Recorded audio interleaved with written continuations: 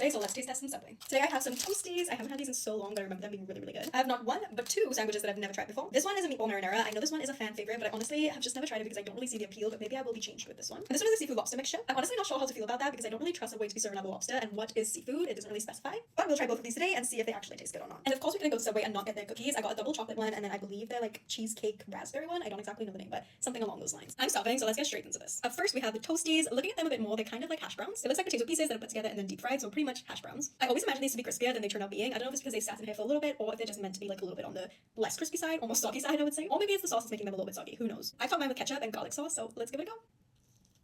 It's honestly so good that it's hard to stop eating them. They are basically just mini hash browns, but I feel like anything mini is always really cute, so these are a little bit cuter than just regular hash browns. And just like regular hash browns, they are absolutely delicious, so I dare say I would rate this a 9.5 out of 10. They have a slight crisp, they're really flavorful, and then the sauce just takes it over the edge because I'm honestly a garlic sauce lover, so anything with garlic sauce I automatically love. Sandwich-wise, I'm going to start off with the meatball marinara because if I'm being honest, I'm a little bit scared to try the seafood lobster. I got this one on the Italian herb and parmesan bread, I think that's what it's called. I toasted it so that way we could get the meatballs nice and warm, the cheese all melty, and then the bread a little bit, crunchy from the toasting. Then on the inside, I went with lettuce, tomatoes, onion, and then garlic sauce. This one is honestly not intimidating, I just hope I get a good chunk of meatball in my first bite.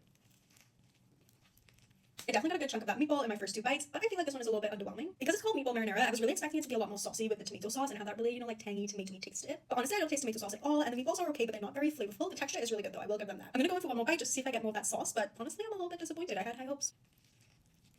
My second bite was a little bit better than my first bite, but I still think that I need a little bit of sauce just to really give it all that flavor that I'm looking for, But it is quite delicious, and I see why this is some people's go-to sandwich at Subway. I really like the texture of the meatballs. I'm gonna rate this one a 7.2 out of 10. I would have it again, but it wouldn't be my go-to. I think maybe if you added some more sauces to this, it would taste better, but I just don't know what other sauces to add because I feel like not a lot goes with meatballs. Next up, we have the seafood and lobster. I keep calling this seafood pasta for some reason, and I don't know why. I got this one on Light Italian just because I wanted to switch up the bread a little bit, and I felt like this one would fit the seafood lobster best. They didn't ask me if I wanted to toast this one, so I assume that maybe I'm not supposed to toast this just because it's like a seafood lobster mixture. And on the inside, I got lettuce, tomato, cucumber, pickles, and onion, and then I also did ranch dressing. Don't ask me why. I just didn't know what to pair with the seafood lobster, so my mind just went to ranch for some reason. Hopefully it tastes good though. We'll just have to see when we bite into it.